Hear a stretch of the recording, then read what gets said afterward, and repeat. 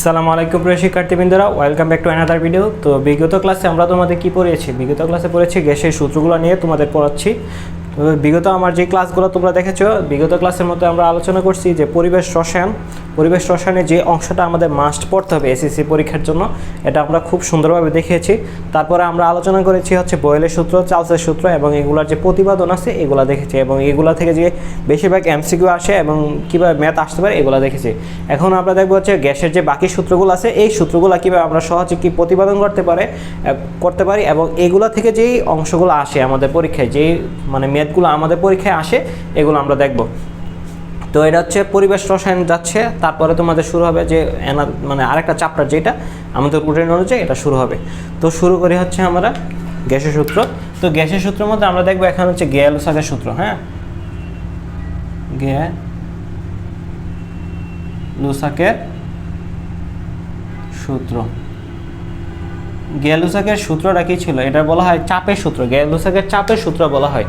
গ্যালুসাকের চাপের সূত্রটা কি ছিল? এটা হচ্ছে স্থির আয়তনে নির্দিষ্ট ভরের কোনো গ্যাসের চাপ পরম তাপমাত্রার সমানুপাতিক। এক কথায় হচ্ছে আয়তনটা যদি তোমার স্থির থাকে, মানে আয়তন কোনো চেঞ্জ নাই, তো স্থির আয়তনে নির্দিষ্ট ভরের মানে মৌল সংখ্যারও কোনো কি চেঞ্জ নাই, নির্দিষ্ট ভরে গ্যাসের চাপ তার পরম তাপমাত্রার সমানুপাতিক। আমি একটু লিখে দিই তোমাদের যাতে সুবিধা হয় যে স্থির এটি কিন্তু আবার তোমাদের কি আসতে পারে, এগুলা কিন্তু তোমাদের আবার কর প্রশ্ন, জ্ঞানমূলক প্রশ্ন কিন্তু আসতে পারে। তো তোমাদের যাতে হয়ে যায় একসাথে সবগুলো। স্থির আয়তনে নির্দিষ্ট ভরের গ্যাসের চাপ পরম তাপমাত্রার সমানুপাতিক। পরম তাপমাত্রার সমানুপাতিক।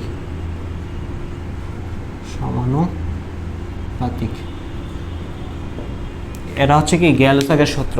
তো এই অংশটা থেকে মানে এই সূত্রটা থেকে আমাদের একটা জিনিস মনে রাখতে হবে যে স্থির আয়তনটা স্থির এবং নির্দিষ্ট ভরে গ্যাসের। তো এখানে হচ্ছে যে ভিটা কি কনস্ট্যান্ট,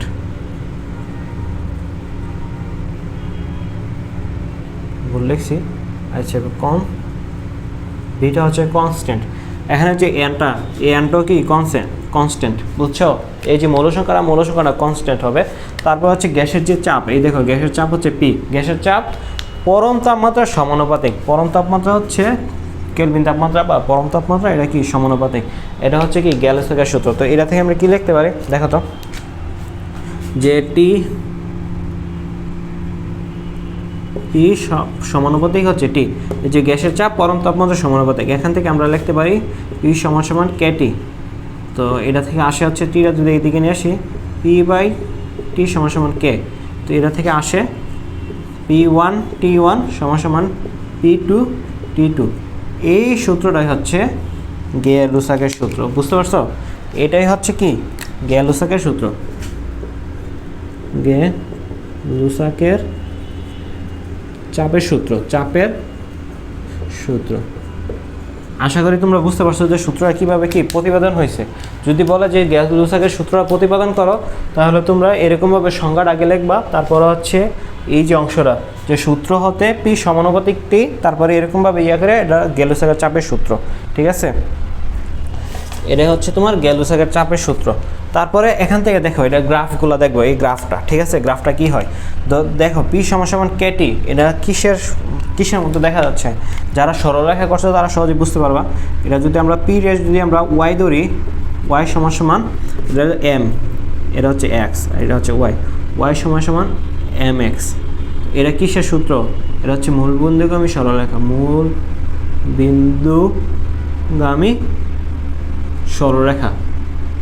তো গ্যালুসাকের চাপের সূত্রটা কি হবে? মূলবিন্দুগামী একটা সরলরেখা হবে। তো দেখো আমরা মূলবিন্দুগামী সরলরেখাটা দেখি। তো আমি এখানে ছোটো করে রাখি সরলরেখাটা। এটা হচ্ছে গ্যালুসাকের সূত্র। যেহেতু এটা মূল বিন্দু দেওয়া যাবে, বুঝতে পারছো? তো সরলরেখাটা এটা হবে, এরকম একটা সরলরেখা হবে। আর এদিকে কি থাকবে? এদিকে হচ্ছে তোমার পরম তাপমাত্রা সমানুপাতিক, টি থাকবে পি। পি ভার্সেস টি এর সরলরেখা। তো এই যে রেখাটা, এই রেখাটা বলা হয় কি সম আয়তনীয়। কেন? সম মানে সমান, আয়তন মানে কি আয়তনটা সমান থাকে। তো আয়তন সমান থাকলে তো আয়তনটা স্থির আছে, স্থির বা সমান আছে, পরিবর্তন হইল না। তো এটা বলা হচ্ছে সম আয়তনীয় রেখা। এগুলা কিন্তু তোমাদের এমসিকিউতে আসবে, সম আয়তনীয় রেখা। আশা করি বুঝতে পারছো যে গ্যালোসেকের সূত্রটা, চাপের সূত্র, এটাই হচ্ছে কি গ্যালোসেকের চাপের সূত্র। তো এখান থেকে তোমাদের সিকিউতে তোমার প্রশ্ন কমই আসে, তবে এমসিকিউতে প্রশ্ন আসতে পারে যে কোনো একটা অংশের বা কোনো একটা সিলিন্ডারের চাপ এত রাখা হয়েছে এবং এর তাপমাত্রা ছিল এত, তো কক্ষ তাপমাত্রায় এর চাপ কত হবে, বুঝতে পারছো? ধরো এরকম একটা অঙ্ক, হ্যাঁ, এগুলো এমসিকিউতে বেশিরভাগ আসে। ধরো T1 তাপমাত্রা ছিল ধরো 30 ডিগ্রি সেলসিয়াস, হ্যাঁ, আর T1 তাপমাত্রায় গ্যাসের চাপ ছিল তোমার 2 atm। আর বললো কক্ষ তাপমাত্রায় গ্যাসের চাপ কত, তো কক্ষ তাপমাত্রা তো আমরা সবাই জানি রুম টেম্পারেচার। এখানে তো T2 কী হবে, T2 হবে 25 ডিগ্রি সেলসিয়াস। তো এইগুলো সবগুলারে কী করবা, এই সূত্রতে বসাইতে হবে। দেখো এই সূত্রে কীভাবে বসাবো, এখানে আমরা P1 জানি, T1 জানি, T2 জানি, P2 বের করবো, ঠিক আছে? তো T1 হচ্ছে তোমার 30 ডিগ্রি সেলসিয়াস, তো 30 ডিগ্রির সাথে হচ্ছে কত 273, এটা যদি দেই তাহলে হয় তোমার তো 303 কেলভিন। তাহলে এখানে যদি আমরা বসাই দিই সূত্রটা থেকে, যদি আমরা P2 রাখি, P2 সমান হচ্ছে P1 T2 ভার্সেস T1, হ্যাঁ, তো এখান থেকে তোমরা বসাই দেবা যে 300 কেলভিন ইন্টু এটা হচ্ছে প্রেশারটা হচ্ছে 2 atm, প্রেশারটা হতো 2 atm। আর T2 কত, T2 হচ্ছে তোমার room temperature 25 degree Celsius, 25 degree হলে হচ্ছে 298 কেলভিন, আর হচ্ছে নিচে হচ্ছে 303 কেলভিন। যা আসে এটা হচ্ছে কি আনসার, বুঝতে পারছো? কিসে আসবে, এটিএমে আসবে। তো এরকম তোমাদের এমসিকিউগুলো আসতে পারে, সর্বোচ্চ তোমাদের এমসিকিউ বা অথবা কোনো একটা অংশের কাজে লাগতে পারে, সিকিউর কোনো একটা অংশে কি চাপটা বের করা লাগতে পারে, যে চাপ বের করার পরে তারপরে এই বের করা চাপটা দিয়ে আরেকটা অংশ করতে হবে, তখন এক্ষেত্রে কি কাজে লাগবে। তো আশা করি বুঝতে পারছো গ্যালোসেকের সূত্রটা। এখন আমরা যাব হচ্ছে যে এই যে মানে আমরা আগে বিগত ক্লাসে যে বয়েল এবং চার্লসের সূত্র পড়ছি, তো বয়েল ও চার্লসের সমন্বয় সূত্র, এই সমন্বয় সূত্র দ্বারা কি আমরা সহজে কোনো একটা বেশিরভাগ এমসিকিউতে আসে, আবার সিকিউর অংশ এই যে বললাম গ্যালোসেকের চাপের সূত্র এগুলোর মতো নেই, এগুলো দ্বারা সরাসরি এটার ম্যাথ অ্যাপ্লাই করা যায় না। তো আশা করি তোমরা লিখছো।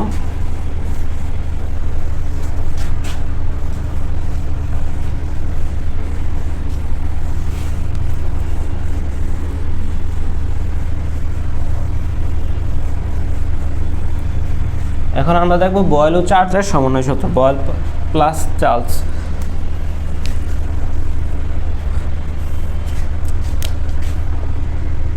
বয়েল প্লাস চার্লস, তো এটার হচ্ছে আমরা সমন্বয় সূত্র দেখবো যে বয়েল চার্লসের সূত্রগুলো একসাথে করলে কি হবে।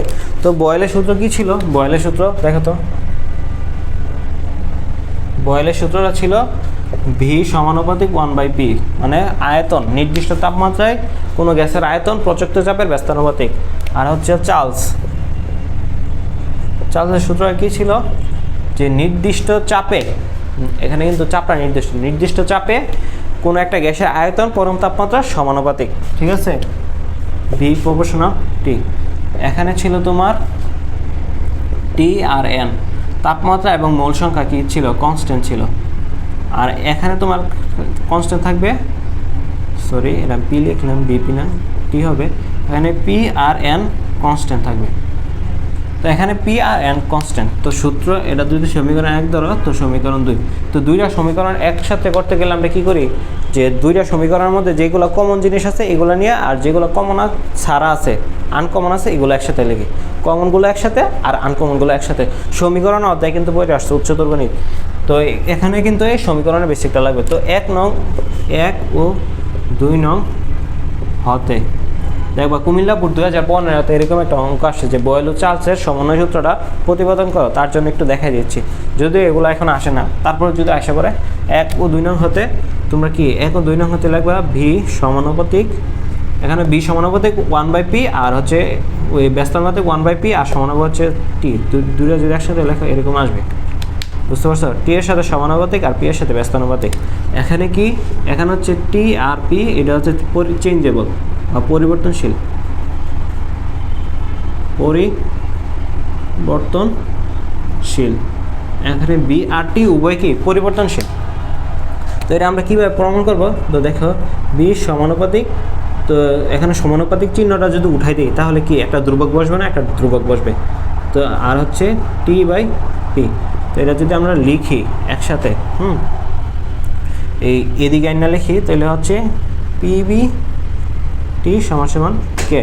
তাহলে আমরা এটাতে কি লিখতে পারি যে P1 V1 T1 সমান সমান P2 V2 T2।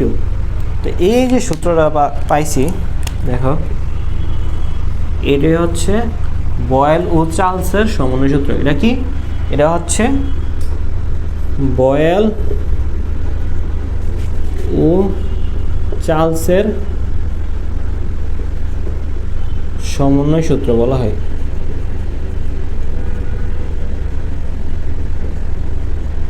বয়েল ও চার্লসের সমন্বয় সূত্র, এটা হচ্ছে তোমার বয়েল ও চার্লসের সমন্বয় সূত্র। এখান থেকে প্রতিবেদন আসলে এটা দেখবা, আর বিশেষ করে এটা বেশিরভাগ কাজে লাগবে এমসিকিউ। বারে বলতেছে, এটা হচ্ছে এমসিকিউ। বলবে যে একটা নির্দিষ্ট একটা কন্টেইনার ছিল বা একটা পাত্র ছিল বা একটা বেলুন ছিল, এরকম একটা সিনারিও তোমাদের দিবে। সিনারিও দেওয়ার পরে বলবে যে হচ্ছে এটার চাপ ছিল এত, এটার আদি চাপ আদি আয়তন এটা এত ছিল এবং তাপমাত্রা এটা ছিল। যদি একটা নির্দিষ্ট তাপমাত্রা দিয়ে নেওয়া যায় বা এই আয়তন পেতে হলে তাপমাত্রা কত করা দরকার এই চাপের মধ্যে, এরকম এখানে হচ্ছে তিনটা জিনিস রিলেটেড থাকবে। দেখো বয়েল ও চার্লসের সমন্বয় সূত্র কখন থেকে তুমি বুঝতে পারবে যে এটা বয়েল ও চার্লসের সমন্বয় সূত্র হবে? এটার মধ্যে চাপ, আয়তন ও তাপমাত্রা তিনটা পরিবর্তক বা তিনটা রাশি থাকবে। চাপ, আয়তন ও তাপমাত্রা এই তিনটা রাশি থাকবে, আর কোনো কি রাশি থাকবে না। তো এখান থেকে তোমরা কি বুঝতে পারো যে কি বয়েল ও চার্লসের সমন্বয় সূত্র পড়বে কিনা। তো এটা হচ্ছে এরকম। তারপরে আমরা যাবো এভোগাড্রো সূত্র। এভোগাড্রো সূত্র থেকে কোনো মানে সরাসরি কোনো প্রতিবেদন আসে না। এবার সূত্র জানা জরুরি, কারণ আমরা যখন আদর্শিকের সূত্র প্রতিপাদন করব তখন আমাদের আদর্শিকের সূত্র প্রতিপাদন করতে গেলে মাস্ট এভোগাড্রো সূত্র লাগবে, কারণ এভোগাড্রো সূত্র দিয়ে কি আদর্শিকের সূত্র প্রতিপাদন করছে। ঠিক আছে, তো আমরা দেখব যে এভোগাড্রো সূত্র।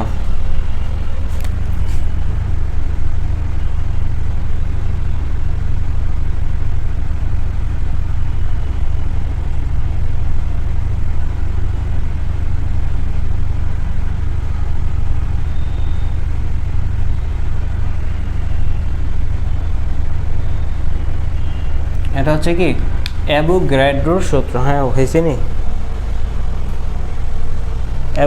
অ্যাভোগাড্রো হচ্ছে, জানি না বানান হয়তো ভুল হইতে পারে, তোমরা দেখে নিবা, এটা কোনো ফ্যাক্টর না। ঠিক আছে, অ্যাভোগাড্রোর সূত্র। তো এটা কি সূত্রটা কি ছিল যে অ্যাভোগাড্রোর সূত্রের মধ্যে তোমাদের নির্দিষ্ট আয়তন না, আয়তনটা পরিবর্তন হয় মূল সংখ্যার সাথে। সূত্র ছিল যে স্থির তাপমাত্রা ও চাপে, দেখো তাপমাত্রা এবং চাপ উভয় স্থির, এখানে কোনো পরিবর্তন হয় না। তো স্থির তাপমাত্রা ও চাপে গ্যাসের আয়তন মৌল সংখ্যার সমানুপাতিক। যে তুমি যদি আয়তনটা বাড়াও তাহলে মৌল সংখ্যা বাড়বে, আয়তন কমাইলে মৌল সংখ্যা কমবে, বা মৌল সংখ্যা বাড়াইলে আয়তনটা বাড়বে আর মৌল সংখ্যা কমাইলে আয়তন কমবে। কখন? যখন স্থির তাপমাত্রা এবং চাপে। বুঝতে পারছো? তো এইগুলো তো তোমরা আগে পড়ে আসছো, জাস্ট রিমাইন্ডার দেওয়ার কি। তো অ্যাভোগাড্রোর সূত্রটা কি ছিল যে স্থির তাপমাত্রা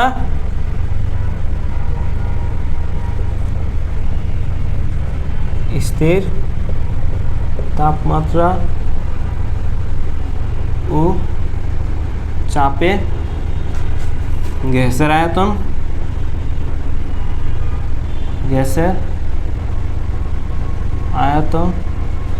মৌল সংখ্যার সমানুপাতিক। গ্যাসের আয়তন মৌল সংখ্যার সমানুপাতিক। স্থির তাপমাত্রা ও চাপে গ্যাসের আয়তন মৌল সংখ্যার সমানুপাতিক।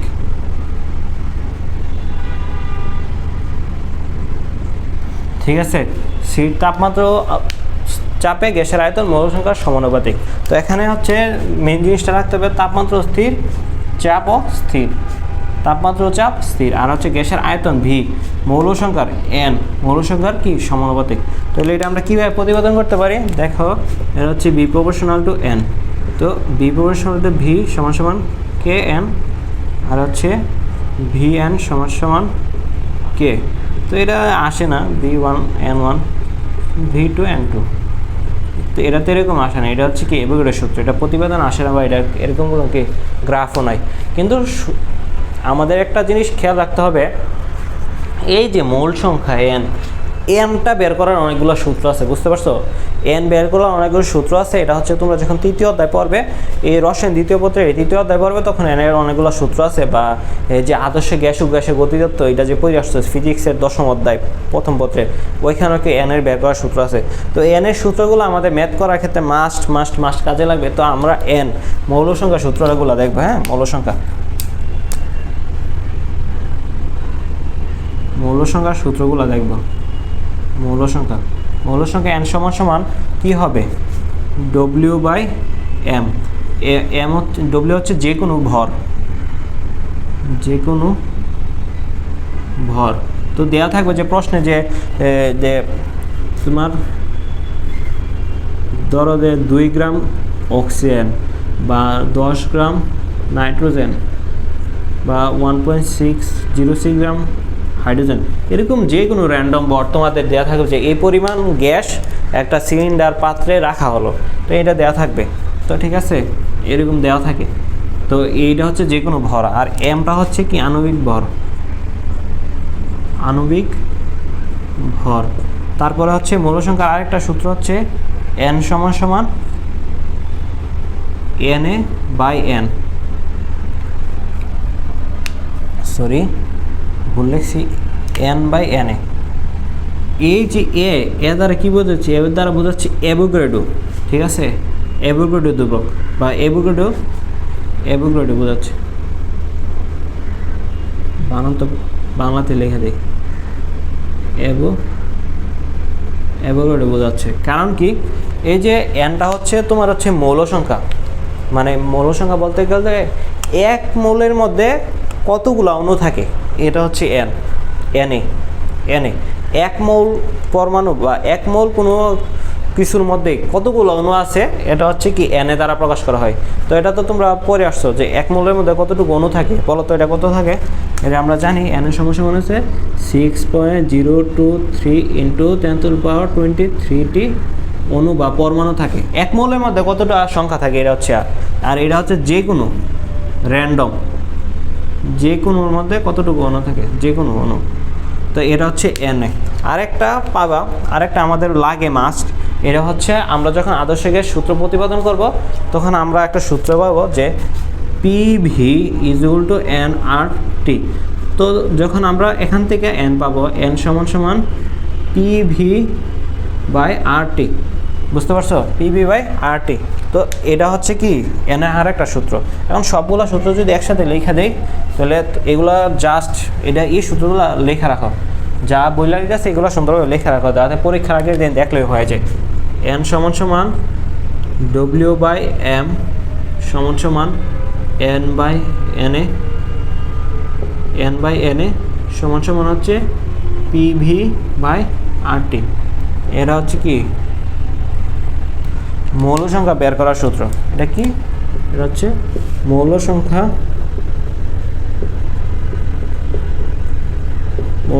বের করার সূত্র।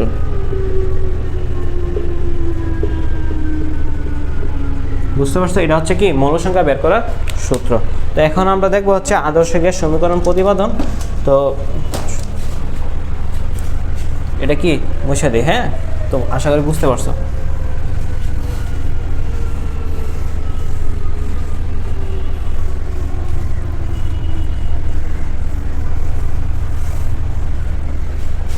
দেখি তো ভিডিও হচ্ছে কিনা। হ্যাঁ, ভিডিও হচ্ছে, ঠিক আছে। এখন আমরা দেখবো হচ্ছে আদর্শ গ্যাস সূত্র প্রতিপাদন। তো এটা আরেকটা ভিডিওতে দেই। হ্যাঁ।